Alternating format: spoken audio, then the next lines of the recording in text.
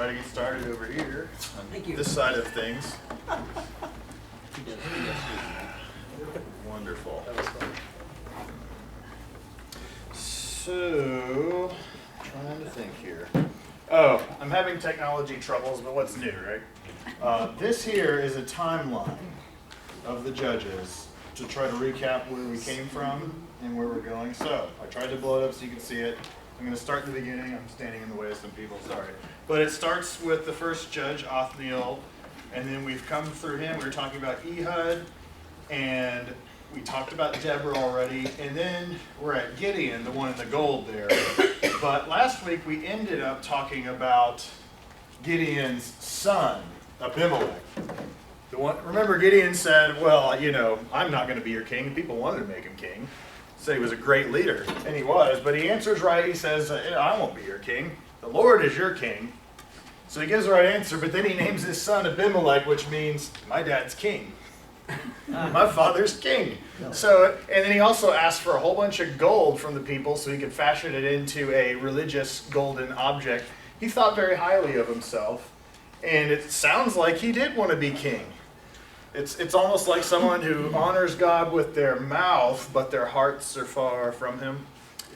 That's a bad thing. So that's where we ended up, and God allowed Abimelech to experience civil war as the punishment. So they're fighting back and forth. And how did he meet his untimely demise? You remember, it was the most painful way possible at that time. But not painful in the sense of physical pain, painful in the sense of emotional pain. What is the most painful way a person could die back in that day?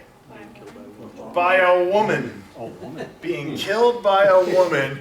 As a matter of fact, what did it say? He had success with this one time, so he came up to this big city. There was a tower. Everyone ran up to the top of this high tower. And so he said, hey, I know how to do this. I'm going to start burning it.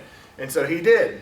Lit it on fire. But then he got close enough that a woman took the top of a millstone, which is one of those stones that would be, I believe it's one of those round things that you would roll over and it would crush the grain. So really heavy. And tossed it over the side. It crushed his skull, but he's still just barely alive. And what is his last words are what? The very last words. Yeah. The very last words are to the man by his side to say, hey, kill me. I do not want them to say a woman killed him. So he goes down, and those are his last words. Just kill me yourself. I cannot be known as being killed by a woman. And God did that on purpose. It's funny how a few times in Judges, God's using women to execute, right? What was the other one that we saw? Jael, yeah. Jael in the tent peg. Oh, yeah. Definitely. So that is the other one. So today, that's where we left off. Today we're going to pick up in Judges chapter 10, but only the first couple of verses, and then we're going to sidestep Judges. Sidestep Judges and talk about another book that contains a true story that happened during the same time as the Judges.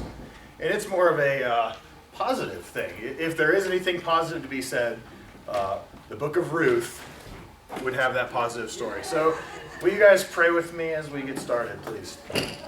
Dear God, I want to pray that you give us a good study today. Help us to learn from what your word says. Help us to draw the right conclusions. Please help the teaching, the truth of your word to be clear. And God, I know one of the struggles that can happen for me is just to read and study your word, but more so focus on the mechanics of it, the do's and don'ts, and forget about the attitude, the heart, the spirit behind everything that you've said. And so God, help us to appreciate that, especially today as we get to look at an amazing love story, really. It's so easy to just, matter of fact, talk about it and be done with it, but God, it's so much more than that. You are showing that you love us and that you care. You care about us even if we're bad and we're foreigners or whatever our problem is, God. You haven't forgotten us and you're willing to use us, and we're grateful. So help us to see that, and it's in your son's name I pray. All right. So, Judges chapter 10. By the way, another thing I'm going to do, somebody suggested this to me and it seemed like a good idea. Because we're taking such big chunks at a time, because we have to, we're trying to fly through the books of history, I'm going to switch versions. I've been using the English Standard Version, and I'll use a little bit of that right here, but I'm going to try out the NIV, the Nearly Inspired Version. Not really, it stands for New International Version. Yeah, but the NIV, just so you guys know, its focus is dynamic equivalence is what they keep calling it. So the idea is it's more of a, whatever that meant in this language, translated to what it means now. So I'm more of a dumbed down person. And so, in my opinion, when you deal with translations, you've got two options, really. You've got word for word, or you have thought for thought. And the question is, well, which translation is better? Well, if you're a linguist, definitely word for word. You know what I mean? If you're really good with Hebrew or Greek, or if you're just really good with the English language too, and they can pick just the right words, that's a good study Bible to have. However, if you just want to get more of the flavor, to have hopefully in your mind the same kind of thoughts that the original author would have had, or that the people listening would, you go for a paraphrase, more of a thought for thought, which literal versions are like the ESV, the New American Standard, the American Standard.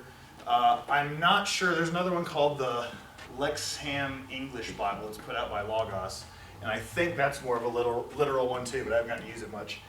Over here, thought for thought, NIV is more in that side of things. NLT is even more thought for thought. And then if you want to go crazy, get the Message.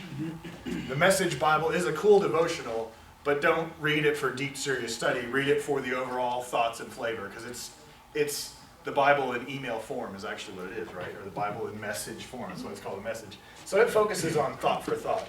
So NIV is a little bit more thought for thought, which means the reading's going to be a little bit easier, but there might be more stuff we have to get into. So we're going to try that out and see how it works, because it's hard enough to pronounce these names and then couple it with a challenging version, and oh man, difficult for me. So anyway, digress here. Judges chapter 10 verse 1. After Abimelech, there arose to save Israel Tola, son of Puah, son of Dodo. Sounds funny when you read all that together, doesn't it? A man of Issachar. He lived in Shamir in the hill country of Ephraim, and he judged Israel 23 years. Then he was buried at Shamir. Now, right now, we're probably looking at around 1131 BC. Oh, such wonderful notes. But the guess here is 1131 BC down to 1109. But that's really all that's said about this guy. There really isn't much that's said about this judge right here. I'll deal with that later.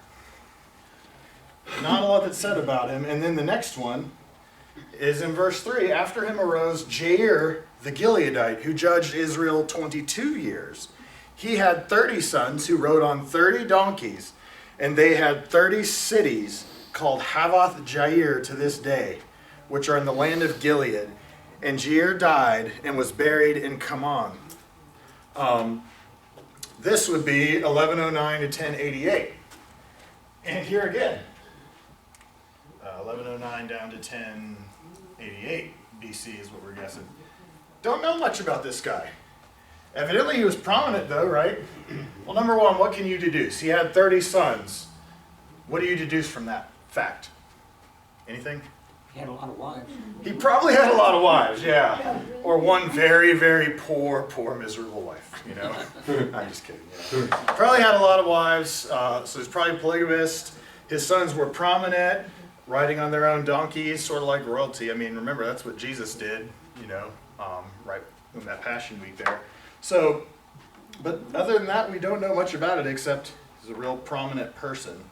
And it's speculated, which is why we're going to go into it now. It's speculated that during the time that he was judge, the book of Ruth took place. and that's what tradition says. We don't really know, it's not clear, but this seems like a good place to put it. Originally, the book of Ruth was put in as an appendix to the book of Judges. And I kind of like it because not only does it take place around the time of the Judges, but the Judges, they're just so negative. They're so, it's from bad to worser. That's what we've been saying, right? It's so awful. And it's nice to have, in the middle of all that, when you think, all is lost, we've blown it, the best of the people are terrible. It's not over. God's still doing things throughout this time. And that's why it's so cool to have the story of Ruth, where God takes an unsuspecting person and does something really great. He shows that he's still at work in the lives of his people. So that's kind of a really cool thing. And I want to show you a little diagram here, assuming technology is still nice to me. And it would be this map right there. All right, can you somewhat see that? This is the Dead Sea. And Mediterranean Sea is over here on the side. Ruth is going to come from the land of Moab. That's where they left. But it starts off with the family that lived near the area of Jerusalem in Israel, but then they're going to travel to the land of Moab because of a famine. And so that's where that land is located. So, Ruth, chapter 1, verse 1. Willie, will you read the first 7 verses for us? Sure. In the days when the judges ruled, there was a famine in the land, and a man from Bethlehem in Judah, together with his wife and 2 sons, went to live for a while in the country of Moab. The man's name was MiDA. His wife's name was Naomi, and the names of his 2 sons were Mahlon and Chilion. And they were Levirate from Bethlehem, Judah. And they went to Moab and lived there. Now Elimelech, Naomi's husband, died, and she was left with her 2 sons. They married Moabite women, one named Orpah and the other Ruth. After they had lived there about 10 years, both Mahlon and Chilion also died, and Naomi was left without her 2 sons and her husband. When she heard in Moab that the Lord had come to the aid of his people, providing food for them, Naomi and her daughters-in-law prepared to return home from there. With her 2 daughters-in-law, she left the place where she had been living and set out on the road that would take them back to the land of Judah. Okay, thank you. So, what happens? We've got Naomi and Elimelech. I remember Elimelech because I think of the word eliminate, and he dies rather quickly. He dies right at the end of the book. So, Elimelech and Naomi, they're married. They have kids. 2 sons, Mahlon, Chilion. Their sons are married to 2 wives. Ruth, and then what's the other? Is it Orpah? Thank you. Yeah. The names get confusing after a while. So we got this nice family, and things are looking good. But that changes real fast. First of all, there's a famine in the land. And this, by the way, is the first recorded famine we have of the time where Israel was in the land of Canaan. This is the first Canaanite famine there is. And so they travel from their hometown of Bethlehem, and they go down across the other side of the Dead Sea into Moab. Now, was that a good decision? Tough call there. My understanding is rabbis and early Jewish commentators, people like that, really destroy this guy Elimelech. They really bash him because they said, you should have trusted God. You should have never gone to that foreign land. It's a stupid thing to do. And perhaps they got merit to do so. The text itself seems neutral in that fact. It's just stating it as a matter of fact, this is what he did, whether right or wrong. So that's what happened. I guess we can't say too much about it. But anyway, they had a lot of harsh things to say about him. This picture right here is a picture of the Moabite stone. Let's see if I can a little bit bigger there. And it's not a very clear picture, so I don't want you to worry. You're seeing it about as good as you can get. But this Moabite stone dates to 860 BC. It's got the writings of a Moabite king named Mesha, and it describes his military campaigns when he was fighting against the Israelites. And this would be primarily shortly after the death of King Ahab. And you'll read about him in 2 Kings, the 3rd chapter. 2 Kings chapter 3, verses 4 through 5, also verse 27, by name. You'll read about him by name there. And guess what? He talks about in this, he was a Moabite king, he talks about in this having fights with Israel. So it's just another little piece of archaeology that we found that kind of validates what Scripture is saying. And so it's pretty cool in my opinion. It's a really neat thing. So we found that. But anyway, that's talking about the land where Ruth is from. She was from that land. So it says there in verse 14. Could you read verses 14 all the way to verse 18? Brandon.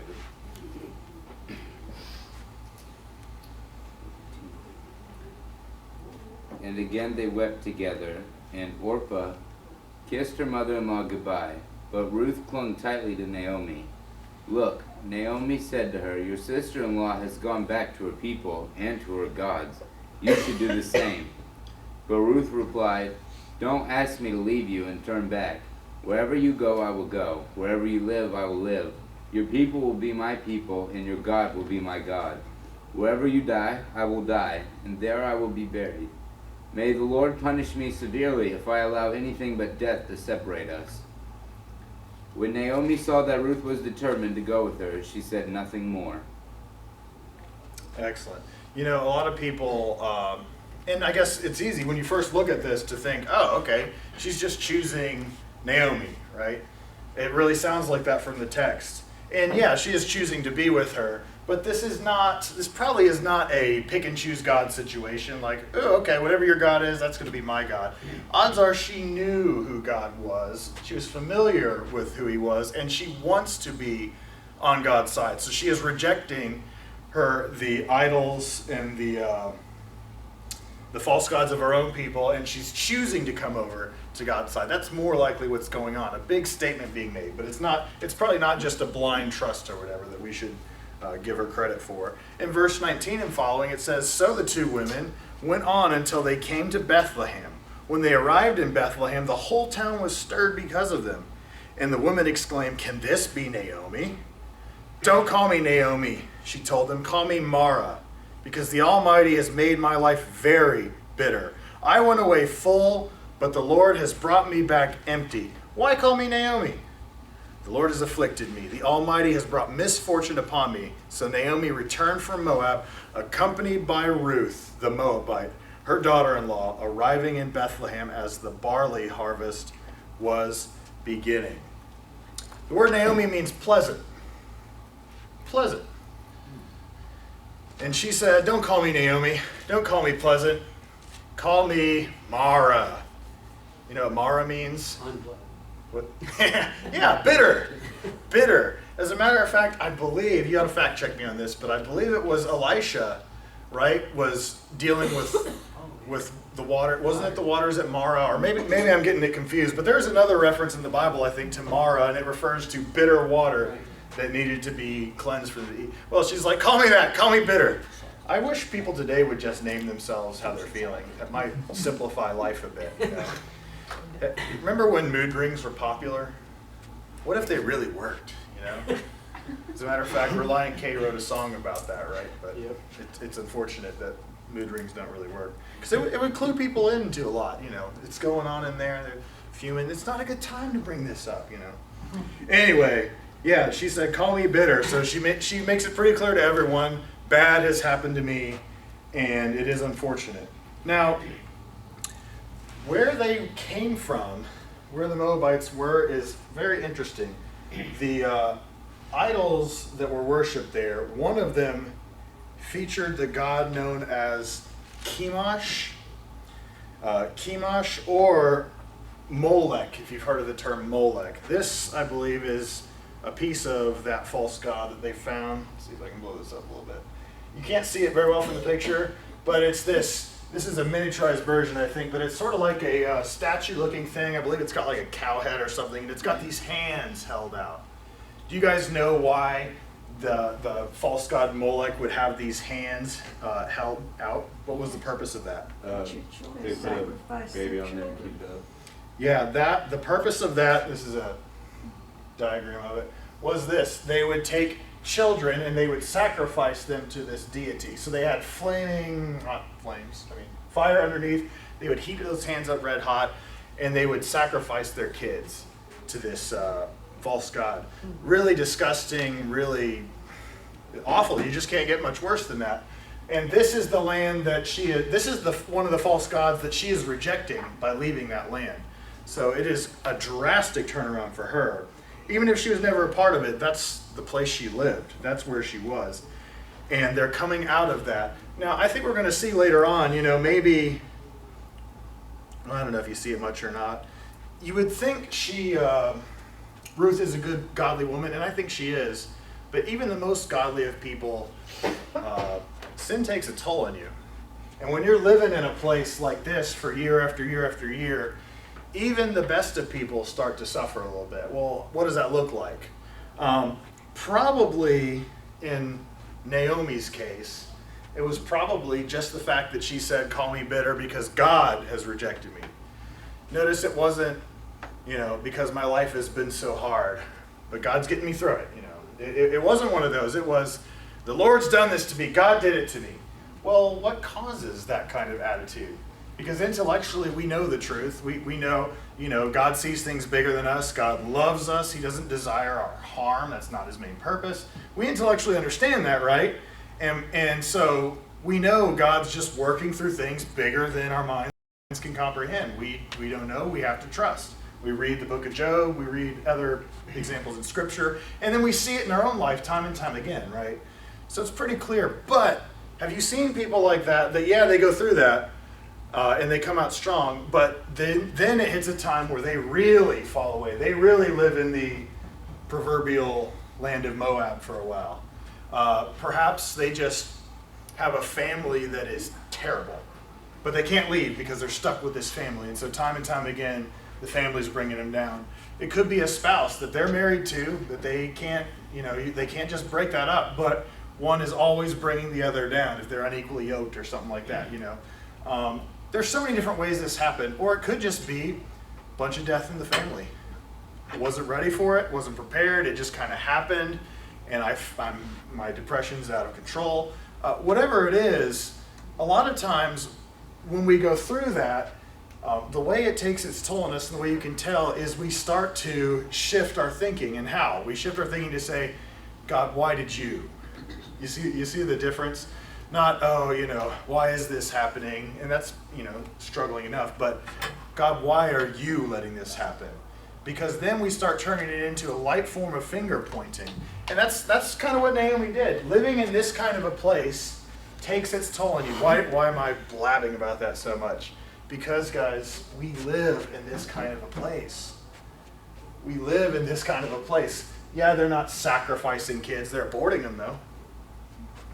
Same thing, only probably a lot quicker, a lot faster. We live there.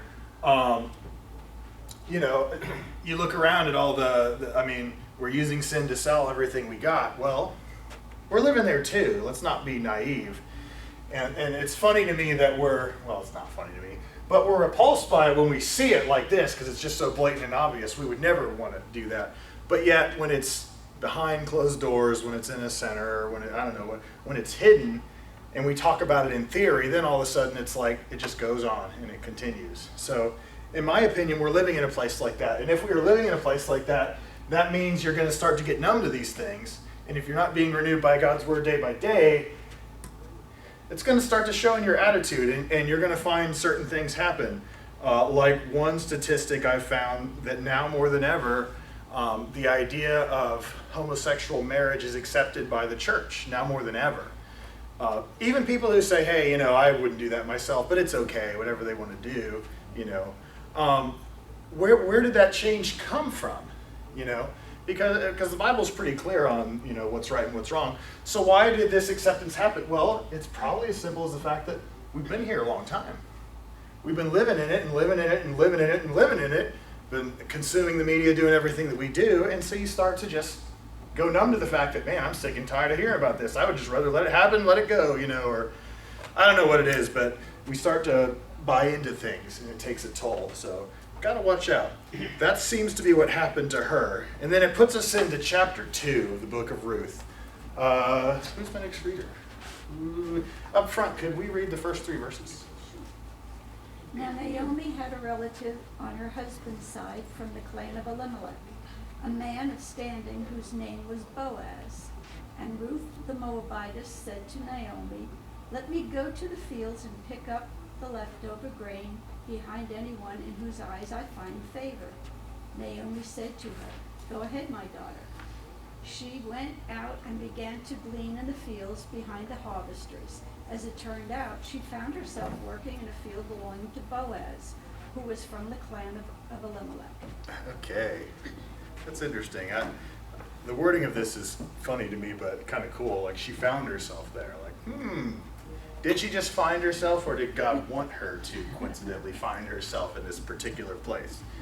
That's the debate, isn't it? You know, is there that one person that God's got picked out for you, or is it entirely up to you? But she found herself there. God's working, and there's a guy that's in the family line, which is important. However, how is he in the family line? Short answer is we don't know. Now, you might go to a website or a commentary or something where they have speculation on who it is, but my understanding is the speculation is baseless. There's just no real evidence one way or the other, and so there's a lot of Jewish theories about it, but they are baseless. So, don't know. But why did she go to somebody else's field to glean? How is that even a possibility? How is that possible? Wouldn't they have already taken all the food from the field? No, there's a law. that Why says- not? There's a law that says when you pick, you just, whatever stays after you've gone through and harvest, it's for the poor and for the animals or whatever leftovers. Yeah, yes, there were two major rules about this, right? The first one is when you came through to harvest, you were not allowed to go through your field a second time. You grab what grain you can. If some drops, you let it there. You let it be. You keep moving, right? And then there's the other rule too, right? You remember this one? Yeah. I'm going to leave a corner. Yeah, the very, very corners and edges where, you know, maybe it's debatable, is this my property or not, or more weeds here, less grain. Leave it alone. Leave that alone. Let that be there too. So why leave this grain and then the grain in the corners? What was that for? The poor. The poor people who are among them, yeah. So Ruth, is going to go and glean for grain. Well, what that means is she's one of the poor people. Clearly, and by the way, in those days, we know this, if you didn't have a man in your life, if you were really an outcast, if you were a widow, really hard for you. And so she's working hard to get grain, but she has to just settle for people's leftovers. That's all she's going to get. And not only is she doing it for her, but she's got to feed her mother too, right? So that's what that's for. In verse 4, it says, "Just then Boaz arrived from Bethlehem and greeted the harvesters. 'The Lord be with you. The Lord bless you,' they answered. Boaz asked the overseers of his harvesters, 'Who does that young woman belong to?'" You can just see it. Who's she? The overseer replied, "She is the Moabite who came back from Moab with Naomi." She said, "Please let me glean and gather among the sheaves behind the harvesters. She came into the field and has remained here from morning till now, except for a short rest in this shelter." So Boaz said to Ruth, "My daughter, listen to me. Don't go glean in another field and don't go away from here. Stay here with the women who work for me. Watch the field where the men are harvesting and follow along after the women. I have told the men not to lay a hand on you, and whenever you are thirsty, go and get a drink from the water jars the men have filled." At this she bowed down with her face to the ground. She asked him, "Why have I found such favor in your eyes that you notice a foreigner?" Boaz replied, "I've been told about what you have done for your mother-in-law since the death of your husband, how you left your father and mother in your homeland and came to live with the people you did not know before. May the Lord repay you for what you have done. May you be richly rewarded by the Lord, the God of Israel, under whose wings you have come to take refuge. May I continue to find favor in your eyes, my Lord," she said. "You have put me at ease by speaking kindly to your servant, though you do not have the standing, though I do not have the standing of one of your servants." Why did Boaz, first of all, when she says Lord, your Bible should indicate this. There's Lord with capital L, capital O, capital R, capital D, all caps. That means Yahweh, God's name. Versus the other word for Lord should be smaller letters, right? That's how you tell the difference in the English versions. So she's not calling him God or whatever, but I think you guys already knew that. Why was he impressed with her? It makes you wonder if she looked good, because it was like, who is that?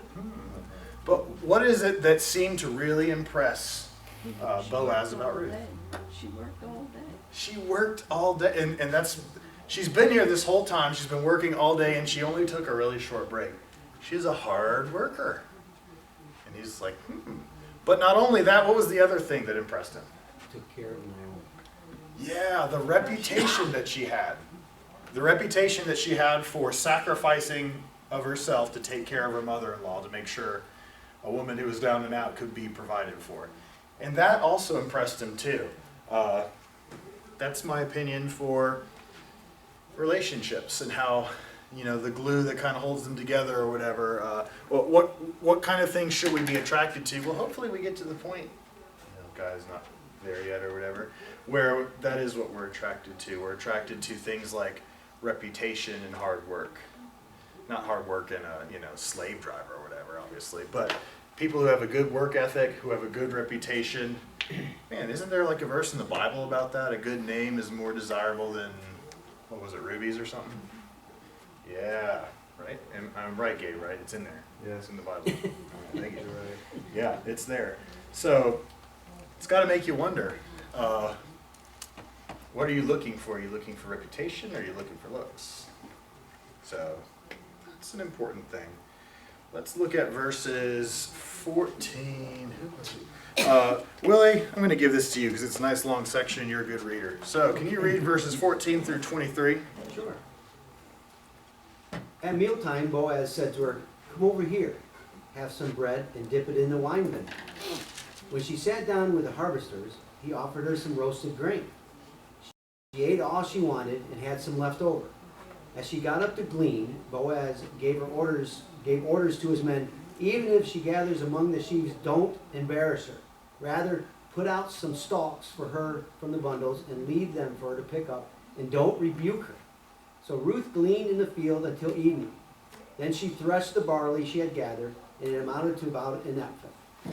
She carried it back to town, and her mother-in-law saw how much she had gathered. Ruth also brought out and gave her what she had left over, what she had eaten enough, after she had eaten enough. Her mother-in-law asked her, "Where did you glean today? Where did you work? Blessed be the man who took notice of you." Then Ruth told her mother-in-law about the one at whose place she had been working. "The name of the man I worked with today is Boaz," she said. "The Lord bless him," Naomi said to her daughter-in-law. "He has not stopped showing his kindness to the living and the dead." She added, "That man is our close relative. He is one of our kinsman redeemers." Then Ruth the Moabite said, "He even said to me, 'Stay with my workers until they finish harvesting all my grain.'" Naomi said to Ruth, her daughter-in-law, "It will be good for you, my daughter, to go with his girls, because in someone else's field you might be harmed." So Ruth stayed close to the servant girls of Boaz to glean until the barley and wheat harvests were finished, and she lived with her mother-in-law. So Ruth comes home, brings a lot of stuff home, and Naomi starts, it's just like a mother-in-law. You come home, where have you been? What have you been doing? Where did you get all that? Where did that come from? She starts asking the questions, right? But it's actually a positive thing. She said, God is taking care of us. You can almost see her faith starting to come back again. Hey, maybe I don't need to be completely bitter. Maybe God is going to take care of us. Well, where did you get all that? Oh, I got it from Boaz, from his field. This guy, he took good care of me. He made sure that I had everything I want. He told his people, don't lay a hand on me, but leave room for me to go get food. And Naomi's smart. She has this idea in her head that what? This guy likes you. This guy likes you. You know what we call that? Or what I call it? We call that a woman's intuition. A woman's intuition. I have to focus on, the younger guys who are in the MiDA program too. So that is a real thing, just so you guys are aware. This woman's intuition is not like a made-up thing. It is the real deal. And I believe that God wants us to pay careful attention to it. I think this is an example of it. She sees something. What does she see? She sees that this guy Boaz is falling for her daughter-in-law Ruth, and she knows that. Now, what's interesting is Boaz might not have even known he was falling for her. You know what I'm saying? He might have just been a good guy doing the right thing, trying to take care of this woman with a great reputation, being real impressed by her, but not think of her as anything more than just, a nice girl or, want to help her out, just, helping someone in need, something like that.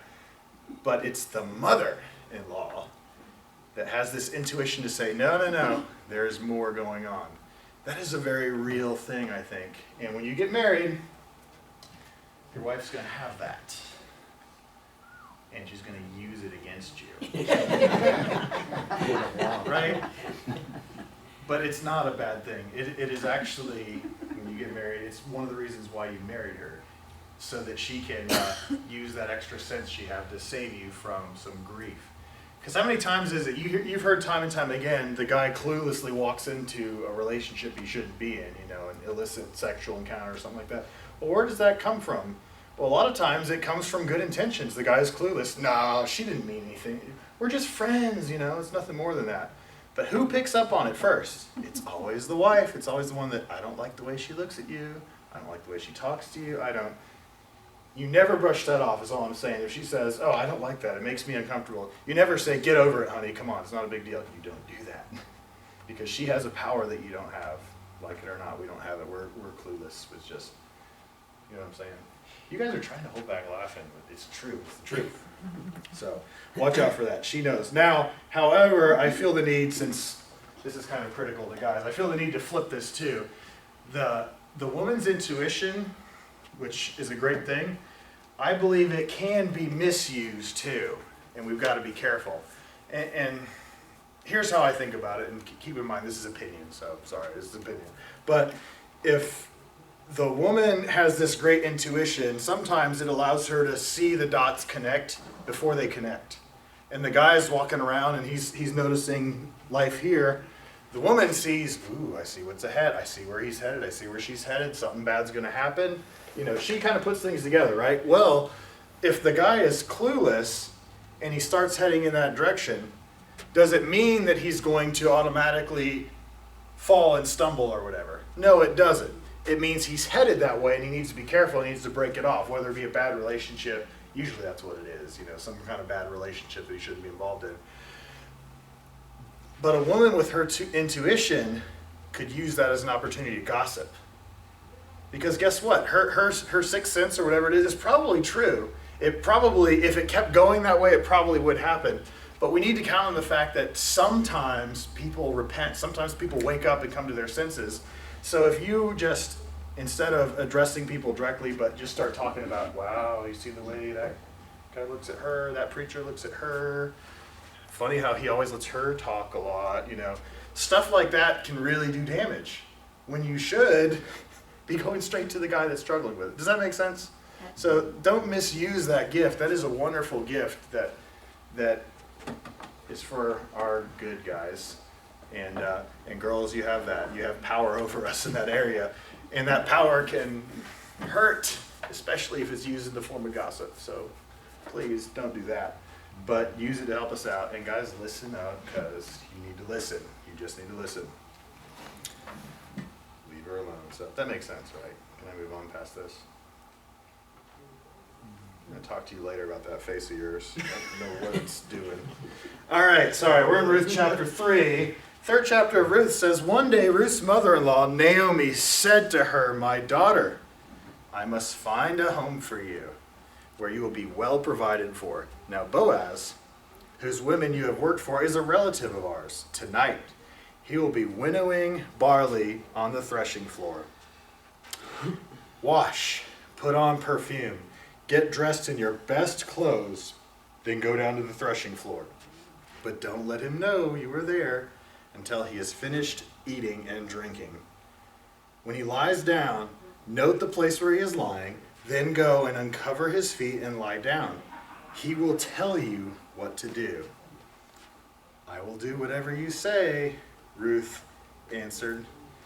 Now, before we talk about the obvious, this is a picture of a threshing floor in those days. It would often be something like this, where they would have a some sort of a sled or something that would compact, and sometimes it would have things that would stick out of it, so it would kind of rip out the pieces of grain in there. And they would harvest the grain this way and get rid of the husk and all that other stuff, that chaff that you didn't want. But it was common, as a matter of fact, very common as I understand it, for people to sleep by their grain pile. Why would they do that? They don't want it to get stolen, right? Best form of security. They didn't have the good, safe lock alarms back then. Got to do it the old-fashioned way, so they would sleep there. Now, Naomi is smart. She is smart. She knows exactly what's going on. She knows, and she sees how things are going, and she says, hey, you need to take advantage of this. And Ruth is trusting. That takes a lot of trust to just, okay, whatever you say. This is my life here. So she is trusting, and she comes to him at night. So he would be sleeping, and she uncovers the corner of his garment. This is not, a lot of times this is used as a euphemism in the Bible as far as sexual activity or relieving oneself or things like that. But this probably is not a sexual thing right here. This isn't something like that, but I think the word is used on purpose. And I think it's there for a reason. So she uncovers his garment and comes in. Now, this is a serious gamble. Serious gamble. Why? Well, what would you do if you were sleeping and in the middle of the night, you woke up and there was a beautiful girl at the foot of your bed? Cart's like, well, I don't know, that happens all the time. What would you do? All right, we're too polite to say it, but there are a lot of people I know that would not do anything very godly at that particular moment. You're tired, you're not thinking clearly anyway, someone shows up in your bedroom, you're alone. There's a lot of bad stuff that could take place there. So what is Naomi doing? What is she doing? She is banking on the fact that this guy Boaz is noble. He is a pure guy who will not exploit an easy situation that he could have exploited. So what has she done? In essence, she's taken Ruth and she's thrown her in a very, very vulnerable situation. It's a case where we need to get his attention, but I know I'm right about this. So you do that, and she does. She does that. And guess what? Boaz sees her, and he does not take advantage of the situation. So that was a bold risk, a very bold risk. Verse 6 says, so she went down to the threshing floor and did everything her mother-in-law told her to do. When Boaz had finished eating and drinking and was in good spirits, he went over to lie down in the far end of the grain pile. Ruth approached quietly, uncovered his feet, and lay down. In the middle of the night, something startled the man. He turned, and there was the woman lying at his feet. Who are you? He asked. Must have been dark out there. I am your servant Ruth, she said. Spread the corner of your garment over me, since you are a guardian, or some translations say kinsman, redeemer of our family. Now this is a reference to the garment that wives would wear, over their heads or whatever. So that's probably what she's talking about. And then he says, the Lord bless you, my daughter, he replied. This kindness is greater than that which you showed earlier. You've not run after the younger men, whether rich or poor. And now, my daughter, don't be afraid. I will do for you all you ask. All the people of my town know that you are a woman of noble character. So, is it a good idea for you to, for a single Christian woman to find a future husband by sneaking into his bedroom and uncovering the corner of his bed at night? And can you biblically prove that? Well, I'm going to suggest maybe not. Not a good idea. Well, the other thing, by the way, this wasn't the bedroom. This is out in the open in the grain field. So keep that in mind, kind of a public place. But regardless, not the normal method. But Boaz also says something here, which I believe also creates a connection. I got to be careful. I don't want to read too much into this. What does Boaz say? At first he heard about the reputation she had, but now he says what about her reputation again? All the people, everyone knows you're a noble woman. So think about it. If she had that kind of reputation, why on earth, if you're in his perspective, you're a godly man, why would someone who is probably the most noble woman you know, or at least among them, all of a sudden just show up on the corner of your blanket at night and then say this to you? She's not looking to sin. This isn't a sinful activity. It is a dangerous, vulnerable thing to get his attention. but it was not looking to sin. And that kind of underscores the fact that these were noble people, which is really cool. Brandon, can you read verses 12 through 15? I need to say something else before you do though. When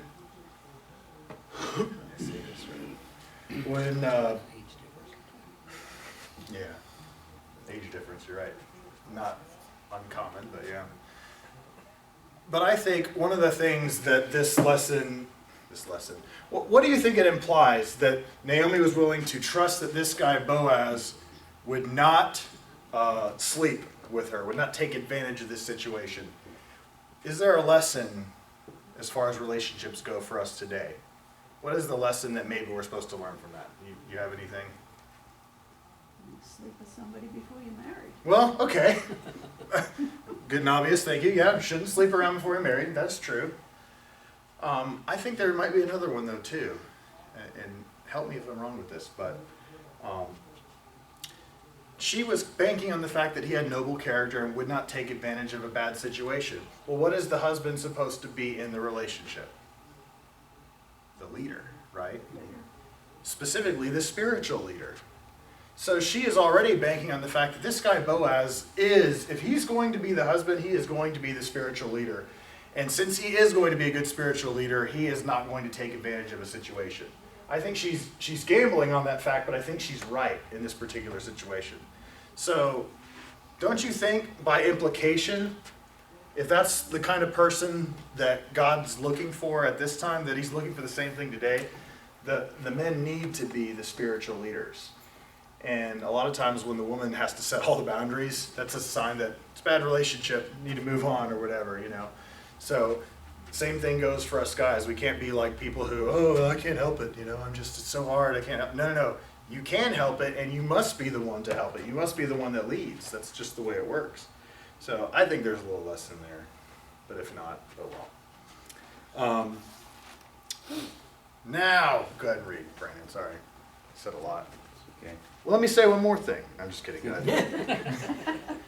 While it's true that I am one of your family redeemers, there is another man who is more closely related to you than I am. Stay here tonight, and in the morning I will talk to him. If he is willing to redeem you, very well, let him marry you. But if he is not willing, then as surely as the Lord lives, I will redeem you myself. Now lie down here until morning. So Ruth lay at Boaz's feet until the morning, but she got up before it was light enough for people to recognize each other. For Boaz had said, no one must know that a woman was here at the threshing floor. Then Boaz said to her, bring your cloak and spread it out. He measured 6 scoops of barley into the cloak and placed it on her back. Then he returned to the town. Excellent. Boaz was also concerned for her reputation too. And that's another thing that you need to be concerned about, is another person's reputation. So even though they're godly people, sometimes you don't bank on the fact that, well, everyone knows I'm a good person, so therefore I can, be alone with the opposite sex for a long time. That's fine. In a dark room, no big deal. Whatever. Even if you do have a great reputation, one of the reasons why you get a great reputation like that is probably because you don't allow yourself to be in those situations time and time and time again. So he deliberately wants her to not lose her reputation too, and so he gives her the grain. He's like, it'll look like you've been working a while here, okay? And you go home, it looks like you came early, got an early start. It won't be a big question in the whole town, even though nothing bad happened. So is it sometimes good to avoid potential conflict? Well, sometimes I think it is, if it can be easily avoided. Maybe some of it you need to deal with. That doesn't mean you need to lie or be deceptive. We're not saying that. It's more of a being smart. God's concerned about our reputation to outsiders, obviously, right? So that puts us at verse 16, right? Finish out the chapter for me, will you? You, the one I'm staring at? Oh, I'm sorry. I don't look at him. I was just kidding. When Ruth went back to her mother-in-law, Naomi asked, what happened, my daughter? Ruth told Naomi everything Boaz had done for her. And she added, he gave me these 6 scoops of barley and said, don't go back to your mother-in-law empty-handed. Then Naomi said to her, just be patient, my daughter. Until we hear what happens, the man won't rest until he has settled things today. How did she know that? How on earth did she know that? It's that intuition. I'm telling you, it's a real thing.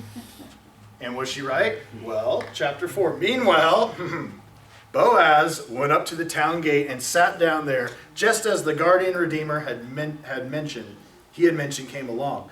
Boaz said, "Come over here, my friend, and sit down." So he went over and sat down. Boaz took 10 of the elders of the town and said, "Sit here." And they did so also. They need witnesses for a business transaction. Then he said to the guardian redeemer, "Naomi, who has come back from Moab, is selling the piece of land that belonged to our relative Elimelech. I thought I should bring the matter to your attention and suggest that you buy it in the presence of these seated here and in the presence of the elders of my people. If you will redeem it, do so. But if you will not, tell me so I will know. For no one has the right to do it except you, and I am next in line. I will redeem it." Why is he talking about land? Do you think Boaz was out to get property? Like land? I don't think so. So why bring up land? Any thoughts on that? That went along with the deal. Okay. Keep his name, Part of the deal? Sure. keep his name Mm-hmm. alive. And you know, that's another thing we need to discuss too. I guess I didn't explain it. The Levirate marriage. What is this how you spell it? Levirate. Levirate marriage. You can double check, make sure I'm right. What is that? When a husband dies, leaving a widow, but that husband had a near relative, like a brother, the job of the brother would be to marry the widow to produce offspring for the dead brother. That was referred to as a Levirate or Levirate marriage. And the property went with that child that they had to the brother and not to the man he married. Say that again, sorry. If a man dies, the brother marries the Mhm. brother's wife. Mm-hmm. But any children they have will have the brother's name, Mm-hmm. and the property will And the- also be in the brother's name. Yes, yes. So specifically so the tribes in Israel wouldn't get all scattered and confused and everything. Yeah, the property would go along with that too. So that's what Levirate marriage was. Now, one thing that I did not know, but there is no evidence in the Bible. This comes from Doc Smith, and you know, I think he's pretty trustworthy. There's no evidence in the Bible that this marriage was supposed to be polygamous. I just naively always thought that, oh, well, you know, that means if he's already married, he's got to take another wife. You know, the brother's already. There is no evidence that that is the case. It may well have been that if the brother was single, not married at this time, that his obligation was to get married to his brother's widow. So I just wanted to throw that out there. There's a lot that when you take a real close look at it, there's a lot about polygamy that sometimes we might have read into the Bible as, you know, saying, oh man, it sure sounds like it's not having a problem with it at all. But maybe that's not as much as we thought. There's kind of evidence to the contrary, and that's not really a good discussion for right now. But anyway, just wanted you guys aware of that. So the Levirate marriage, but why? We're back to Boaz. Why bring up the property? Why not the woman? Because most Woman is property. I'm sorry. The woman is part of the property. And it seems as though it's more of a sideline issue. Now, I don't think Boaz thinks less of her or anything like that, but I think he is using the customs of his day to get the outcome that he wants. I think he's a business savvy guy. I think he's smart. He's been around the block. He's older, obviously. He knows what needs to be said and the best way to go about it. So he starts off by, hey, you know, we're friendly. Here's a field, and I wanted you to know you've got first dibs on this field. And so the guy responds. What verse do we leave off on? 4. Verse 4. Can you pick up reading, Gabe? 4 on 5. Read verses 5 through 10. Okay. Thanks. Then Boaz said, "On the day you buy the land from Naomi, you also acquire Ruth the Moabite, the dead man's widow, in order to maintain the name of the dead with his property." At this, the guardian redeemer said, then I cannot redeem it, because I might endanger my own estate. You redeem it yourself. I cannot do it. Now in earlier times in Israel, for the redemption and transfer of property to become final, one party took off his sandal and gave it to the other. This was the method of legalizing transactions in Israel. So the guardian redeemer said to Boaz, "Buy it yourself." And he removed his sandal. Then Boaz announced to the elders and all the people, "Today you are witnesses that I have bought from Naomi all the property of Elimelech, Chilion, and Mahlon. I have also acquired Ruth the Moabite, Mahlon's widow, as my wife, in order to maintain the name of the dead with his property, so that his name will not disappear from among his family or from his hometown. Today you are witnesses." So last minute he throws in, by the way, the day that you do buy that land, you get this woman, who is a Moabite woman. And immediately he's like, whoa, I can't do that. I'd endanger my own estate. How would he endanger his own estate? Yeah, she's a foreigner. She is a foreign woman. Now, she's coming into Israel, but the whole idea of, whoa, I can't take that risk of losing my inheritance to a place where I shouldn't lose it, so you do it. You go ahead and, it's all you, buddy. You take care of it. So it was kind of a shrewd way, a very tactful way that he took care of this business transaction to get her. And but it is true, like you said, the offspring would belong to their children, the children who are partially Moabite, partial Moabites technically, because Ruth was a Moabitess. So so he thought, I can't endanger my own estate by doing that, so you do it. Verse 11 says, "Then the elders and all the people of the gate said, 'We are witnesses. May the Lord make the woman who is coming into your home like Rachel and like Leah, who together built up the family of Israel. May you have standing in Ephrathah and be famous in Bethlehem.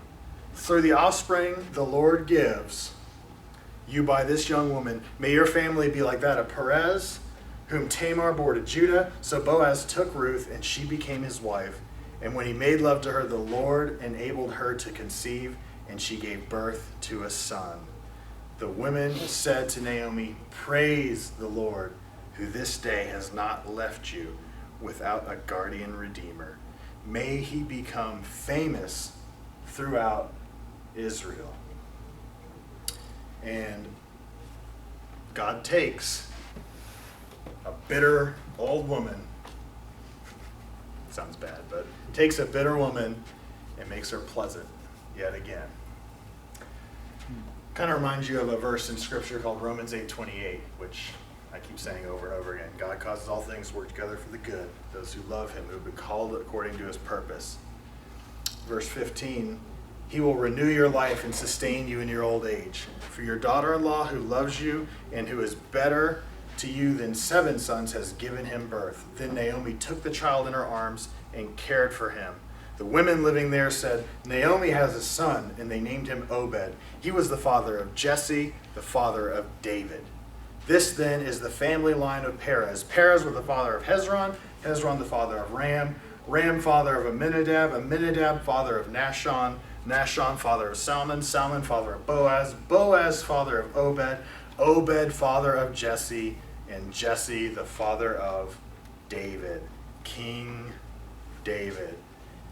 And that is how God showed his kindness, because this is a foreign woman. Through a foreign Moabite woman comes King David. And from David's line comes who? Jesus. So not only from her line, here it is, family tree of Ruth, not only from her line comes the greatest physical Israelite king that there was, but also came the greatest spiritual Israel